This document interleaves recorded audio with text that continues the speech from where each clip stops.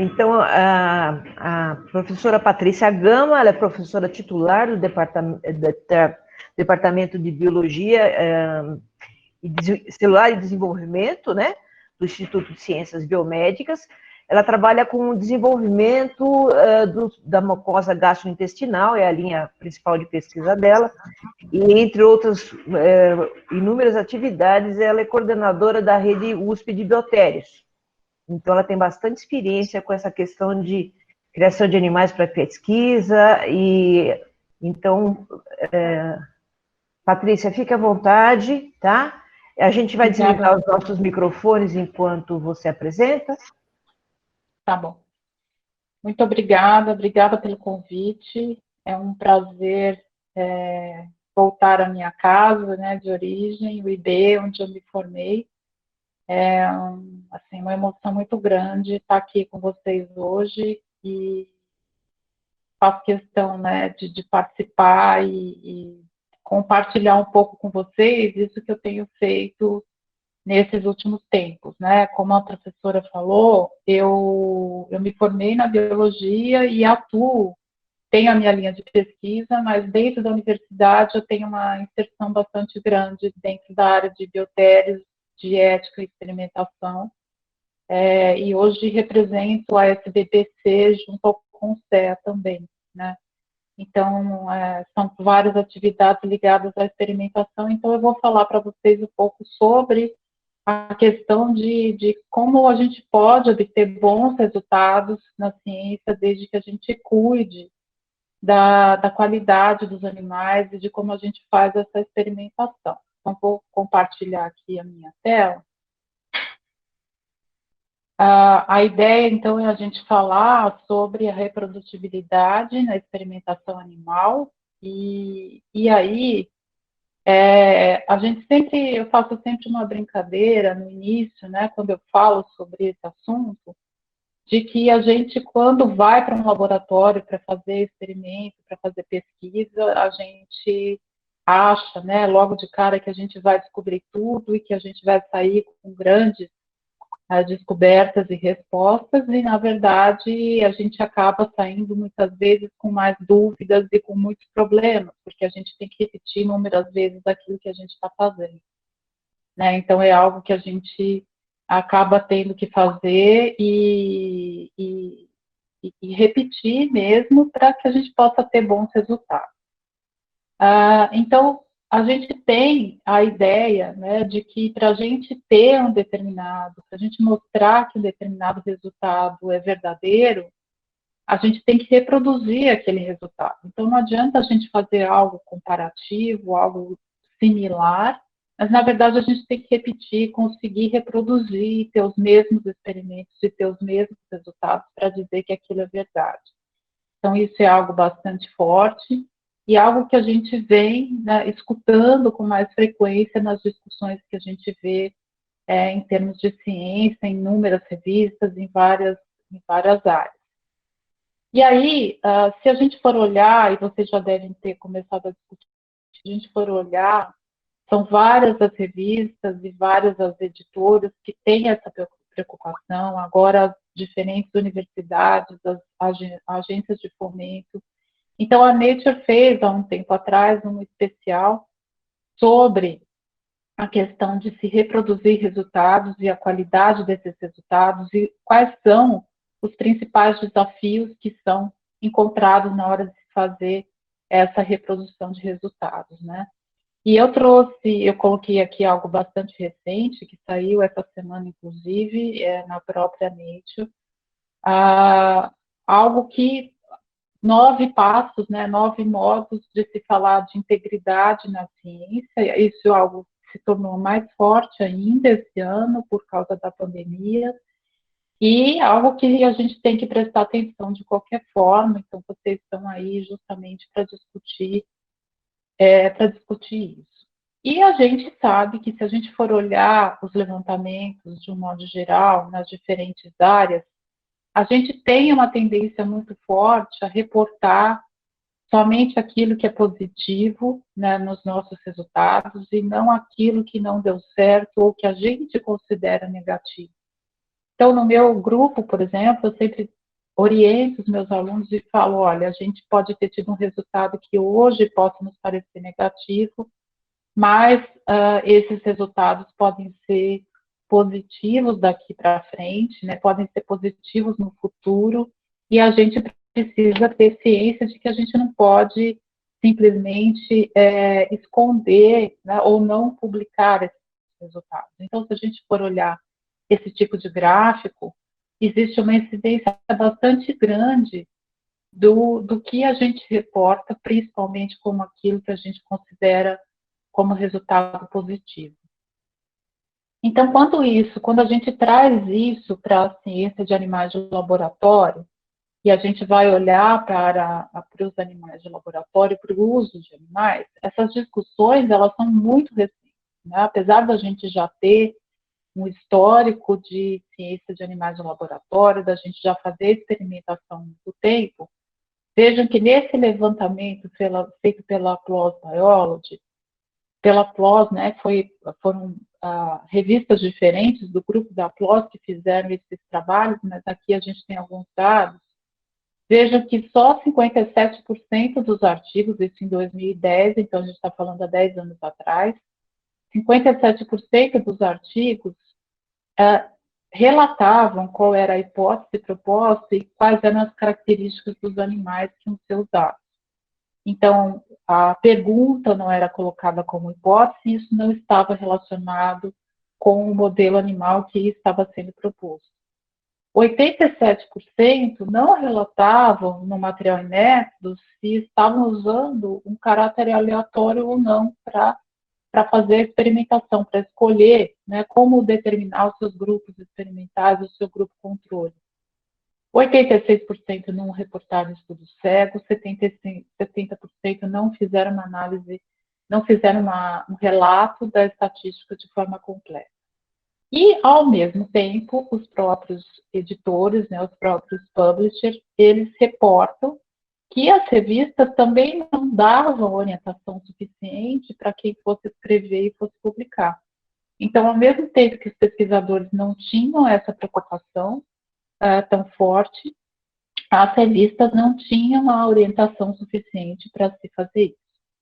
Então, a gente tem, a partir daí, né, da ideia do uso de animais, a ideia de que nós temos que nos preocupar com a escolha da espécie, mas também com a linhagem do modelo. Eu preciso saber se esse modelo que eu vou procurar é o mais adequado para a pergunta que eu tenho, né? Então, não adianta eu dizer, vamos usar um peixe, ou vamos usar uma determinada linhagem, um camundongo, se ele não está adequado àquilo que eu quero. Quais são as condições do estudo que eu estou fazendo como proposta? Qual é o tamanho de amostra que a gente vai considerar, né? Então, como que a gente determina isso? Então, qual é o meu planejamento estatístico para fazer o planejamento de uma amostra? Se isso tudo que eu estou planejando, eu tenho que passar pela comissão de ética em uso de animais, então, que é a CEUA, que todas as instituições que fazem uso de animais em ensino e pesquisa obrigatoriamente têm que ter. Eu tenho que ter ideias como que eu vou poder trabalhar com esse estudo em termos de refinamento, em termos de número de animais, como que isso vai caber no meu bolso, dentro do meu projeto, quer dizer, é viável isso ou não, né, em termos de experimento. Se essa distribuição é aleatória entre os grupos que eu tenho, se existe um planejamento de se fazer um estudo cego, se é possível isso. Se os meus pesquisadores, o meu grupo é treinado para manipular esses animais, quer dizer, obviamente a gente quer, na experimentação, que as pessoas tenham um treinamento adequado, pensando no bem-estar do animal e pensando também na própria qualidade da experimentação e na condição dos resultados que a gente vai ter. Nós temos que ter protocolos de operação padrão, então o que eu tenho de protocolos que me orientam na condução desses experimentos, se eu tenho um checklist a trabalhar antes de fazer um determinado experimento. Então, em função dessas questões que foram listadas, foi publicado um guia, né, que é o ARRIVE. Esse ARRIVE, ele é um Animal Research Reporting in Vivo Studies. Isso foi feito em 2010, justamente a partir desse levantamento feito pelo grupo da PLOS. Então, o ARRIVE, ele prevê que a gente tenha um checklist de 20 itens, em que a gente vai descrever o mínimo de informação sobre o experimento que a gente vai conduzir. Então, é realmente um guia que a gente vai olhar para ver quais são as condições dos animais, quais são as condições do meu experimento, da randomização, da qualidade que eu vou ter em termos de resultado, do treinamento das pessoas envolvidas. Então, aqui, depois vocês podem ver essa tabela do ARRIVE, e eu vou mostrar para vocês algo que vai um pouco além disso. Então, a gente tem aí a tabela que foi publicada com os 20 itens que estão nesse checklist deles, né, de orientação. E aí, em 2017, um outro grupo, a partir do ARRIVE, publicou um outro guia que foi chamado de PREPARE, que é o Planning, Research and Experimental Procedures on Animals, Recommendations for Action. Então, a gente tem aí um outro guia que avançou um pouco em relação ao ARRIVE, considerando critérios ainda mais refinados na experimentação animal. Então, aí a gente vai olhar para esses critérios. E agora, em julho, acabou de sair um novo guia também pela PLOS Biology, pegando aquele checklist dos 20 itens e transformando esse checklist num guia. Então, esse documento ele tem 65 páginas e ele agora pega cada um dos pontos dessa lista e detalha aquilo que pode ser planejado e explica, né, como integrar as informações e como fazer o planejamento de um determinado trabalho. Então, isso foi algo bastante importante, né? A gente tem procurado divulgar esse documento junto às comissões de ética, né? Isso saiu já também da pró-reitoria da USP para as CEUAS na universidade, porque isso é bastante importante que todo mundo tenha conhecimento desse guia. Bom, isso está relacionado também ao Conselho Nacional de Controle de Experimentação Animal, que é o CONSEA. Então, o CONSEA é um órgão, é um conselho do Ministério da Ciência, Tecnologia e Inovação, e é um conselho formado por uma representação de diferentes órgãos do governo e da sociedade. Então, dentro do CONSEA, nós temos representantes do Ministério da Saúde, do Ministério do Ambiente, do próprio Ministério da Ciência, da Federação da Sociedade de Biologia Experimental, que é a FESB, da Sociedade Brasileira para o Progresso da Ciência, do Conselho dos Reitores das Universidades. Então, nós temos um grupo bastante grande que trabalha junto a esse conselho, que se reúne normalmente 4 vezes por ano em Brasília, para discutir as normativas no entorno da questão da experimentação animal. Então, essas normativas, elas são derivadas da Lei Arouca, que completou 12 anos agora, na semana passada. O Brasil é um dos poucos países que tem uma lei que rege a experimentação. Normalmente, os países têm conselhos e colégios que fazem isso, mas o Brasil tem uma lei. E, em função dessa lei, existem as resoluções normativas também, que vieram depois, e que estabelecem, então, uma série de regras para se trabalhar na experimentação com a boa utilização dos animais. Então, dentro de uma determinada instituição, e no caso nosso, da USP, nós temos a reitoria como responsável pelo grupo de CEUAS da universidade. Então, a reitoria, junto ao CONSEA, que faz o credenciamento das unidades onde nós temos biotérios.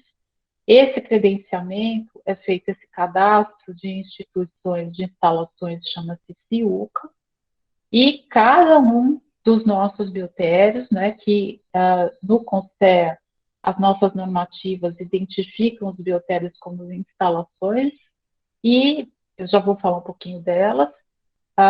E a gente tem, então, um cadastro para cada uma dessas instalações. Essas instalações, então, são identificadas pela reitoria de uma determinada universidade ou pela diretoria de uma determinada instituição e são credenciadas junto ao Conselho Nacional de Controle de Experimentação Animal. Então, a gente tem, a partir dessa ligação, a CEUA, que é a Comissão de Ética no Uso de Animais, que faz, então, a revisão dos protocolos de pesquisa, dos protocolos de ensino e do CIUCA. Então, dentro dos protocolos de ensino, a gente tem a identificação de protocolos de graduação, pós-graduação e extensão, mas nós temos também uma RN recente, que entrou em vigor no ano passado, que é a RN 38, que identifica quais tipos de atividades voltadas ao ensino que são permitidas pela lei. Então, aquilo que não é necessário se fazer mais com um animal, que pode ser feito por um modelo de vídeo ou por um modelo computacional, não precisa do uso de animal e isso não é permitido. Então, a gente pede sempre que todo mundo revise esses protocolos, observe as emências das suas disciplinas para ver se o que está inserido dentro da experimentação nesse contexto. Claro que tem cursos que têm autorização, né, que a CEUA faz análise diante da RN 38 e autoriza a experimentação. E na pesquisa, cada um dos protocolos vai ser avaliado de acordo com a sua relevância, com a conduta, com tudo que é proposto pela RN 27, que é quem identifica os formulários de experimentação. Então, a partir daqueles guias que a gente tem, do Arrive e do Prepare, nós temos que pensar que uma determinada instituição, ela precisa considerar essas características, esses elementos identificados nesses guias, e ela tem que ter ações junto a partir desses guias, mas ela tem que ter ações também a partir das suas considerações. Então, isso significa o quê? Que eu tenho que olhar para esse guia, eu tenho que ver o que eu tenho que implementar junto da minha comunidade, do meu grupo de pesquisa, do meu laboratório ou da minha instituição, observar a legislação do nosso país, então observar aquilo que é colocado pelo Conselho e colocar em prática as melhores condições possíveis para fazer com que o meu pesquisador tenha melhor qualidade de resultado. Então, uma das questões muito importantes nesse caso, uma das considerações que a gente tem que fazer é a qualidade do animal que eu tenho. Né? Então, uma das preocupações, para vocês terem ideia, isso aqui é um artigo que saiu na Nature em 2016, é a variação que a gente pode ter entre camundongos que são produzidos por empresas diferentes. Então, esse estudo foi feito nos Estados Unidos, né, com grupos, né, com empresas fornecedoras de camundongos diferentes, e eles foram analisar a questão do background genético e a composição da microbiota fecal desses animais. Então, é muito interessante porque, quando a gente olha para esse trabalho, a gente vai ver que camundongos que estão produzidos, vejam, então, aqueles que estão, a gente tem aqui dois produtores grandes, né, a Harlan e a Jackson. A gente tem aqui a Harlan que está em azul e a Jackson que está em vermelho, tá? E aqui a gente vai ter a diversidade da microbiota observada em duas populações. Então, vejam que a gente nota, então, azul um produtor, vermelho outro produtor. Então, vejam que a gente tem diferenças, e aqui foi feita uma escala de tempo para essa observação. Então, vejam que a gente tem uma diferença entre esses animais quando eles são produzidos por empresas diferentes. Então, o que acontece, por exemplo, no nosso caso, onde nós não temos empresas produtoras vendendo animais diretamente para os nossos grupos de pesquisa, mas a gente tem os biotérios, as nossas instalações dentro das universidades fazendo esses animais. Então, é claro, fica claro, diante desses resultados, né, e de outros que a gente vê na literatura, que a gente tem que manter um determinado padrão. Então, imagine se o meu estudante começasse os experimentos com um animal que foi produzido pela Harlan e terminasse com animais que foram produzidos pela Jackson. Né? Eu não ia ter resultados que poderiam ser reproduzidos. Eu não teria uma qualidade ideal de experimentação. E aí, voltando naquele primeiro cartão que eu coloquei, né, a frustração do meu aluno seria imensa. Quer dizer, qual é a condição de trabalho que eu dei para esse indivíduo? Então, a gente precisa ter uma preocupação muito grande de onde vêm esses animais. Eu estou usando aqui o exemplo de camundongos, mas eu sei que dentro da biologia a gente tem aí uma série de modelos experimentais e a gente então tem que se preocupar com a fonte desses animais nos diferentes momentos. Né? Então não adianta, né, isso é um outro cartão também interessante, quer dizer, não adianta a gente cobrar do animal que a gente tenha um determinado resultado, né, se a gente também não está dando as condições ideais para que ele tenha a sua vida dentro daquela instalação, ok, para que ele fique bem nas melhores condições possíveis. Então, a gente precisa, dentro das ações, prover o máximo possível de condições para que os animais fiquem bem. Então, dentro da ideia do que é estar bem, né, do que é o bem-estar do animal, não é só a condição que a gente vai pensar, normalmente, da questão cirúrgica, né, ou da questão do momento em que esse animal vai ser utilizado na experimentação, mas a gente tem que pensar também no ambiente onde ele está. Né? Então, o que, que eu posso ter dentro da minha condição de instalação que faz com que ele fique melhor? Então, existem vários elementos que fazem a melhoria da qualidade do ambiente. Então, por exemplo, a gente pode colocar pequenos túneis, pequenas escadinhas, rodinhas, coisas que vão fazer com que a gente tenha, que o animal possa brincar um pouco, né? Ampliar a área. Então, se a gente está trabalhando com rato, as gaiolas têm que ser maiores. Se eu estou trabalhando dentro de um aquário, o que, que eu posso ter dentro daquele aquário para aquele animal ter uma condição de conforto melhor. Então, a gente vai olhar para essas condições aqui, pensando no bem-estar desses animais durante o experimento. Bom, então a gente vai pensar que nós precisamos ter uma boa fonte, a gente precisa confiar naquela fonte produtora dos animais, eu tenho que ter certeza de que os meus animais estão vindo de um lugar onde a qualidade da produção é controlada. Eu preciso, com isso, eu vou garantir que eu possa fazer a repetição dos meus experimentos com qualidade. Eu preciso garantir um padrão de manutenção. Então, isso significa também que eu não posso ter, por exemplo, dentro de uma determinada instalação, cada hora vai uma pessoa diferente cuidar daqueles animais. Né? A gente tem que ter alguém treinado, alguém que faça esse contato, os animais percebem essa condição do tratador, então isso vai me dar, essa somatória, vai me dar um padrão de qualidade com certeza melhor, e com isso eu vou conseguir chegar, né, mais próximo de reproduzir os resultados. Adianta eu ter isso tudo e não ter um reagente bom, né, usar uma droga vencida? Não. Então, a parte que está por trás disso tudo aqui também a gente tem que ter associado às condições de trabalho do laboratório.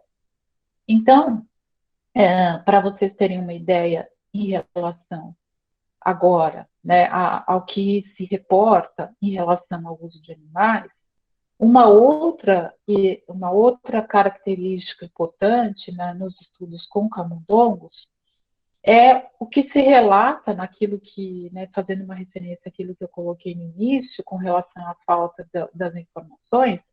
Por exemplo, em 1994, não se reportava em absoluto que se eu estava trabalhando com animais machos ou com animais fêmeas, ou se eu estava fazendo uma mistura, né? Depois se passou a usar muito só machos na experimentação, Bom, mas e todas as características das fêmeas e toda a variação que existe nas fêmeas, isso não está sendo levado em conta? E a característica da idade, né? Muitas vezes as pessoas pensam, não, mas eu estou reportando o peso. Bom, mas eu posso ter um animal de um peso X porque ele engordou, porque ele está magro, mas eles podem ser de idades completamente diferentes. Então, a gente tem aí que controlar essas características e reportar essas características, né? Então, isso vai se somar àquelas condições. Então, o que é um relato correto dessas condições todas? O que a gente tem que identificar nas nossas ações, dentro das nossas condições, na hora de reportar algo? A gente vai ter que identificar. Então, isso aqui é considerado, né, vamos dizer, um modelo de relato em que a gente reporta quais animais foram utilizados, qual foi a fonte dos animais que a gente utilizou, se eram machos ou fêmeas, o N de animais que nós utilizamos, qual foi o tipo de acesso à alimentação que eles tiveram, as condições de claro e escuro, e a gente tem aí se esses animais, em que condições sanitárias esses animais foram criados, né, ou utilizados. Nesse caso aqui, aquele experimento da microbiota, então é super importante a gente saber quais são as condições sanitárias dessa instalação. Então, a partir disso, a partir dessa ideia, né, desse modelo de documento, de ter as informações para que outra pessoa também possa reproduzir aquilo que a gente está fazendo, dentro do ICB, que é o instituto onde eu estou, a nossa comissão de biotéria, a nossa central de bioterismo, que é a CBIOT, junto da comissão de pós-graduação, criar um texto padrão mínimo que deve constar das teses e dissertações. Então, a gente orienta como isso deve aparecer, né? Então, a gente coloca isso, tem uma orientação em inglês e em português, do mínimo que deve conter. E aí a gente também faz uma ressalva, quer dizer, um texto longo como esse daqui, muitas revistas não aceitam, né? Elas diminuíram, compactaram os trabalhos, puseram um limite do número de palavras, que muitas vezes o aluno fala para a gente, bom, mas no meu trabalho, se eu escrever tudo isso aqui só da metodologia com o animal, eu não vou conseguir escrever o resto. Então, por conta disso, várias revistas também adotaram, né, os arquivos complementares, os arquivos só de metodologia, onde daí a gente deve descrever detalhadamente isso tudo. Então, isso que o ICB orientou é o mínimo que a gente deve ter de informação para que a gente possa identificar isso nas teses. E mesmo assim, mesmo com essa orientação, a gente não tem isso como obrigatório, é uma orientação, mas a gente vê que ainda falta informação correta nos estudos. Bom, e aí, uma das outras características, né, da ideia de se provar que a gente pode reproduzir os nossos resultados, uma das outras, como que eu vou dizer, não é uma batalha, mas é uma necessidade que a gente precisa ter de provar que aquilo que a gente está fazendo está correto, vem justamente da contra, né, daquilo que está contra a experimentação. Não só a experimentação animal, mas contra a ciência, vamos dizer, de um modo geral, em que a gente precisa provar que a experimentação tem o valor, e que a experimentação animal pode, sim, fazer parte de um processo pré-clínico, por exemplo, pode ser parte de uma testagem, pode ser parte de experimentos antes da gente chegar na experimentação em dados com seres humanos. Então, esse trabalho que saiu na Nature de 2011 foi um trabalho assim, bastante importante para fazer com que a comunidade científica acordasse e pensasse mais sobre essa informação de um modo geral e pusesse no papel aquilo que não estava sendo relatado. Então, nesse trabalho, que foi, né, que faz parte aí de uma discussão longa, o que se destacou nessa conversa foi de que os modelos animais, de um modo geral, eles não serviam para mimetizar o quadro de experimentos que seriam necessários resultados que pudessem ser aplicados. E isso incomodou muita gente, porque, obviamente, a gente sabe que nós não podemos sair testando, né, eticamente, a gente não vai fazer tudo que é testagem em pacientes, e nós temos modelos animais adequados e que eles devem ser usados. Então, o gargalo dessa história, né, e eu coloco isso aqui para vocês, porque vocês vejam que pode haver um ataque às condições de trabalhos científicos, da ciência, se a gente não mostra que a gente tem as condições corretas, né? Ou se a gente não faz uso das condições corretas. Então, isso foi colocado na Nature, vejo que isso aqui também está na Nature em 2017. Isso já vinha de trabalhos anteriores que estavam sendo discutidos. E aí, a partir disso, né, a gente requer, então isso é mais das questões que nos levam a considerar quais ações a gente tem que ter. Então, aí surgiram os trabalhos mostrando que a ciência biológica, a ciência biomédica e a ciência da saúde, elas não estão numa crise de identidade, mas sim elas precisam de uma melhor divulgação, de uma divulgação mais forte, mais correta, e a gente precisa mostrar publicamente quais são essas condições. Então, surgiram daí os repositórios públicos, surgiram daí o Open Access da publicação, e surgiram daí essas instruções de detalhamento. Então, várias agências de fomento vêm se preocupando com essas questões, o NIH foi pioneiro nessa questão, em mostrar a qualidade dos recursos, tanto em termos da qualidade dos animais utilizados, quanto da qualidade dos reagentes. Então, isso é essencial que a gente tenha em mãos para mostrar que aquele experimento está sempre sendo bem conduzido, né? A gente tem aí que pensar em quais são os critérios que a gente tem para os nossos experimentos. Então, se eu tenho uma premissa real da proposta que eu estou fazendo, e eu vou ter que apontar o que pode dar certo, o que pode dar errado no experimento que eu vou fazer, né? Então, voltando à questão animal, quais são as condições que a gente tem. Se o meu design experimental é um design robusto, quer dizer, se realmente eu não estou induzindo a nenhum tipo de resposta, quais são as variáveis biológicas que eu tenho. Então, no caso da experimentação animal, eu estou considerando diferentes linhagens ou não, eu estou fazendo uma identificação da idade corretamente, se eu estou usando machos e fêmeas e aquelas questões que nós já falamos. E eu devo ter uma autenticação, eu devo conseguir confiar nos reagentes e nos animais que eu estou usando. Então, o que eu tenho de certificação? Quer dizer, o biotério, a instalação da onde eu tirei o meu animal, ele é garantido? Eu tenho certeza de que ele tem as melhores condições? Então, isso é um ponto importante.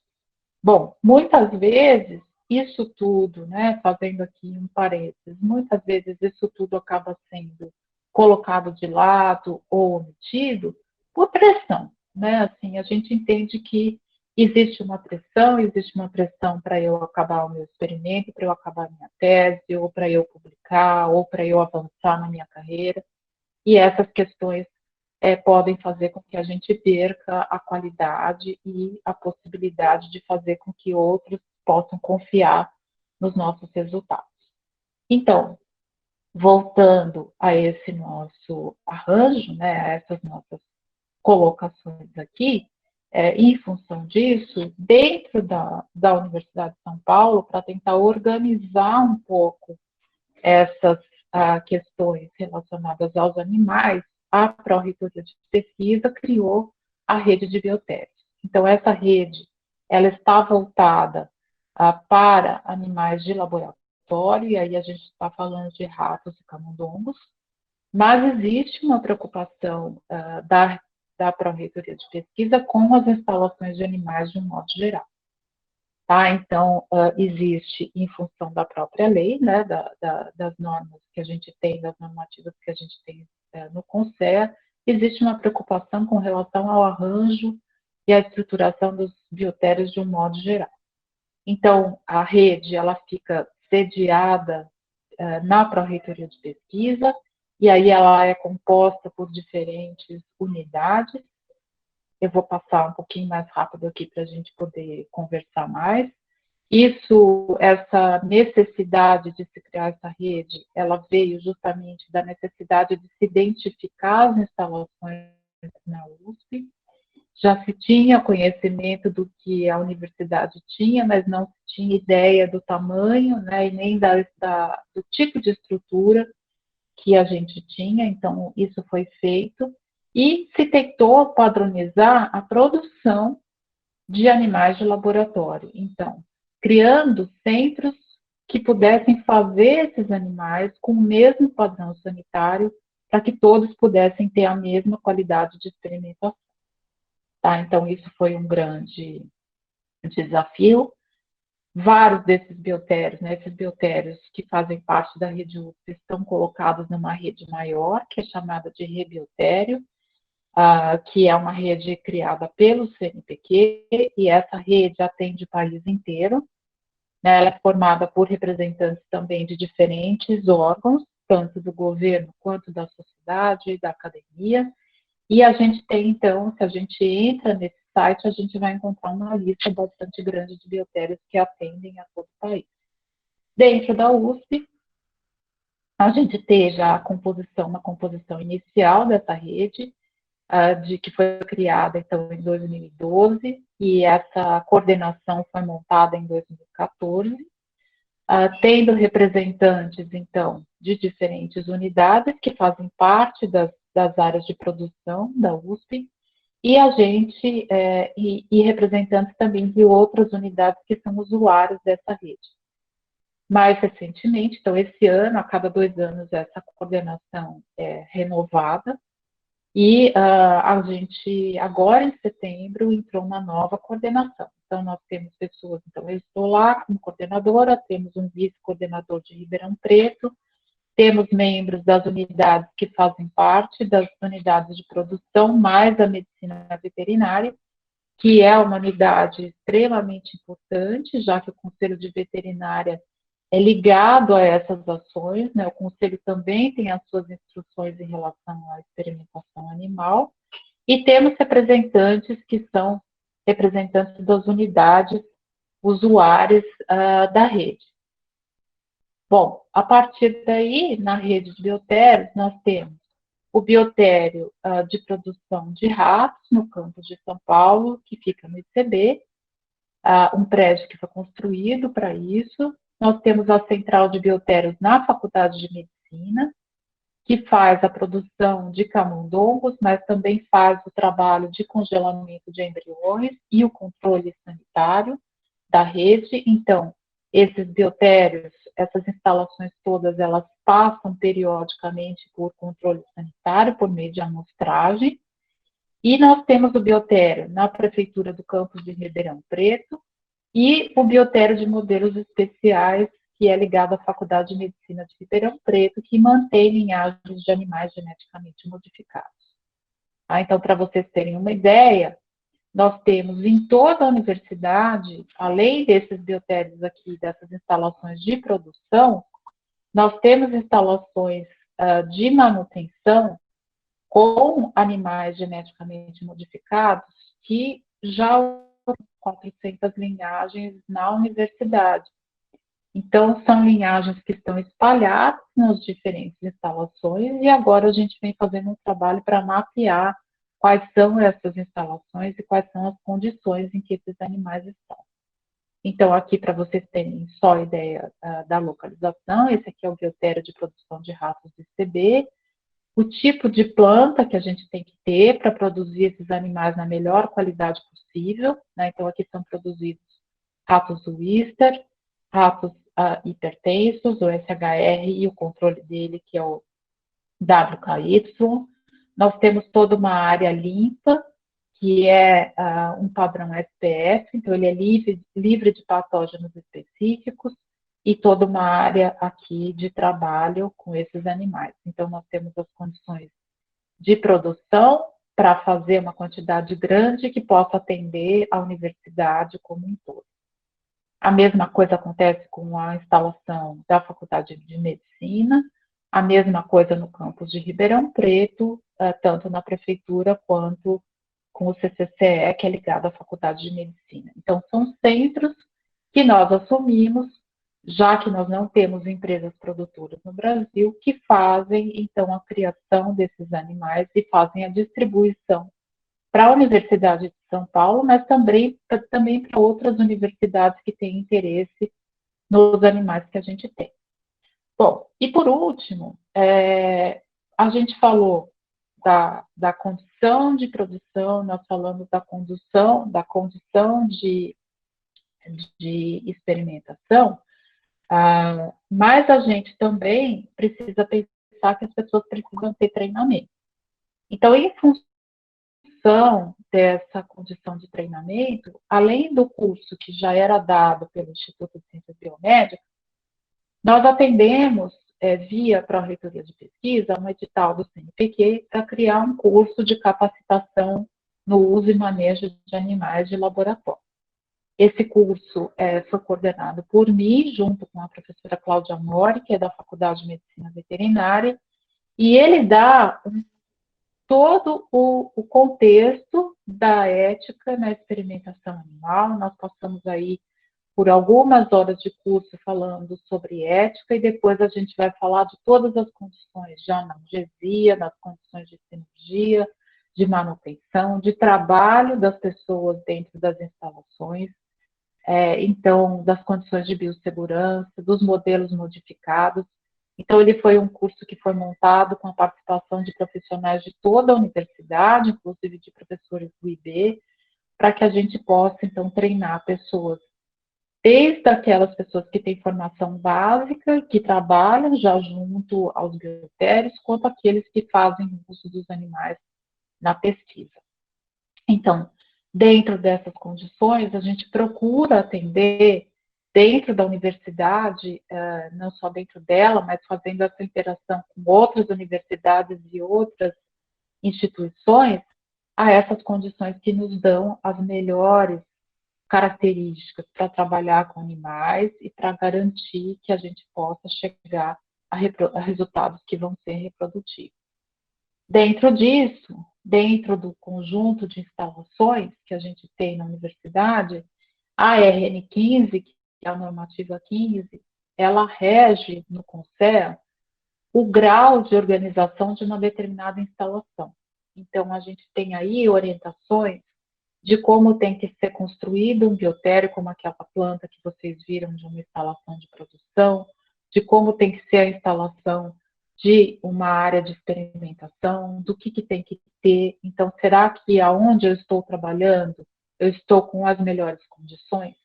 Então, em função dessa RN, que entrou em vigor em dezembro de 2018, né? Então, toda vez que a gente tem, para vocês terem uma ideia, né, esclarecendo, toda vez que a gente tem uma resolução normativa determinada pelo CONSEA, ela é publicada e ela passa a vigorar 5 anos depois. Então, a gente tem aqui a publicação em 16 de dezembro de 2013, e em 16 de dezembro de 2018, essa normativa passou a valer. Isso significa que, a partir desse momento, todas as instalações de animais, elas têm que ter, né, e aqui a gente está falando das características de roedores lagomorfos, todas essas instalações têm que ter as características previstas nessa normativa, tá? Então, a universidade, no caso da Universidade de São Paulo, fez um plano gestor para contemplar, para dar subsídios financeiros para que todos os biotérios adequassem as suas instalações. Então, nós temos 3 tipos de instalação: instalação de produção, de manutenção e de experimentação. A produção é aquele tipo que eu mostrei antes, aquela que vai distribuir animais para que eles possam entrar em manutenção, às vezes numa colônia que vai ser mantida num determinado local, e em experimentação. Então, muitas vezes, o biotério de manutenção, ele está acoplado, ele faz parte, ele está junto com a área de experimentação.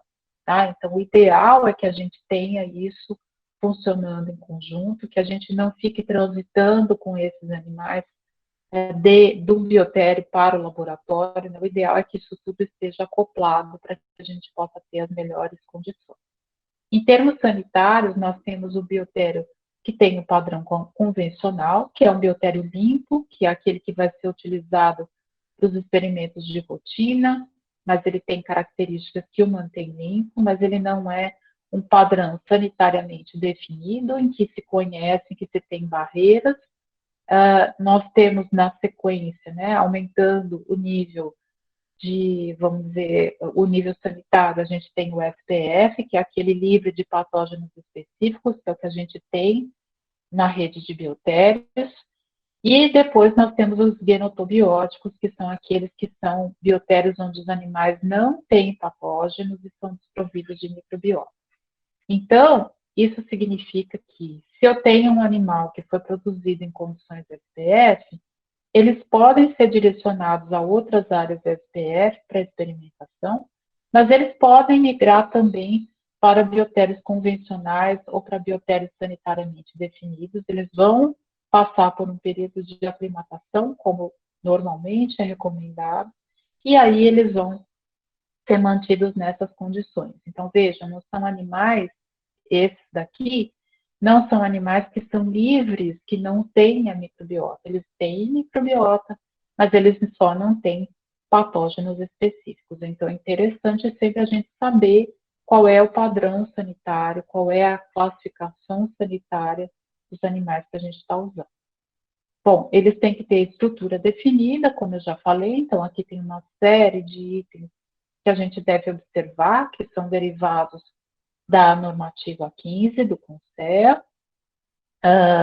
A gente coloca isso, então aqui eu usei um exemplo do ICB, então a gente coloca isso sendo regido dentro da instituição, no caso do ICB, que tem um grau, né, tem um grau de experimentação animal muito alto com roedores.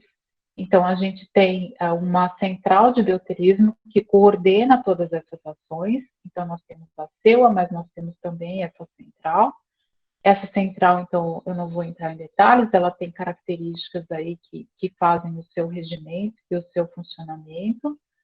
Nós temos, então, que ter em todos eles, em todas essas áreas, responsáveis técnicos, que vão, então, acompanhar a qualidade, o bem-estar, observar clinicamente os nossos animais. Então, no caso do ICB, nós temos 2 veterinários fazendo esse acompanhamento.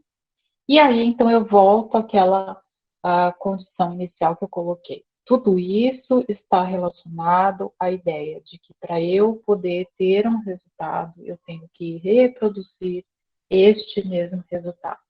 Então, todas essas condições que eu coloquei, elas fazem parte dessa ideia e tem que a gente prove que A aqui no A é A e A não é B. Né? Então, é aquela ideia que parece muito simples, mas quando a gente olha para todas essas condições que eu coloquei, não é tão simples assim da gente pensar.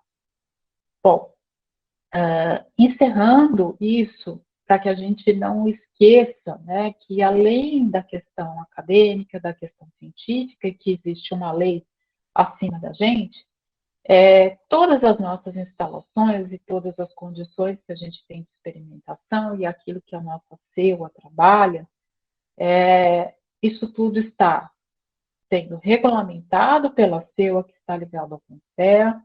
Isso tudo também está sendo regulamentado pelo Conselho de Medicina Veterinária.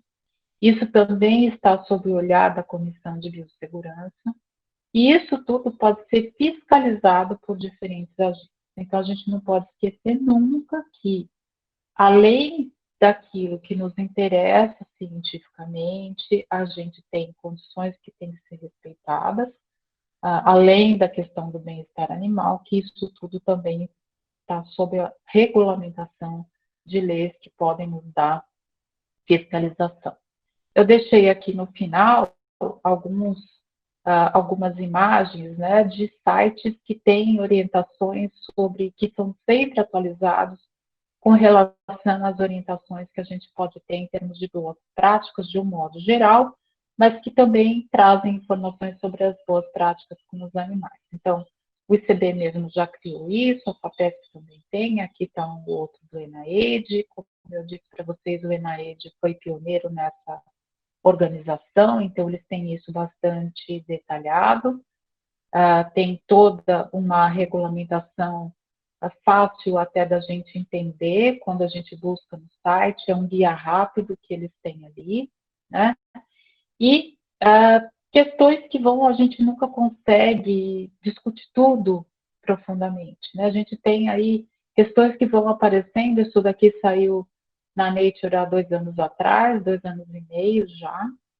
Então, depois de tudo que a gente construiu e falou sobre as condições dos animais e as condições sanitárias das nossas instalações, então daí sai um artigo mostrando da importância de se ter a microbiota livre dentro de um determinado local. Então, outra discussão acontecendo na literatura para alguns tipos de experimentos. Então, deixei isso daí para a gente pensar. Então, eram essas as colocações. A gente tem aí diversas fontes de pesquisa, tanto na USP quanto no site do CONCEL, diversos guias, e era isso que eu queria colocar para vocês.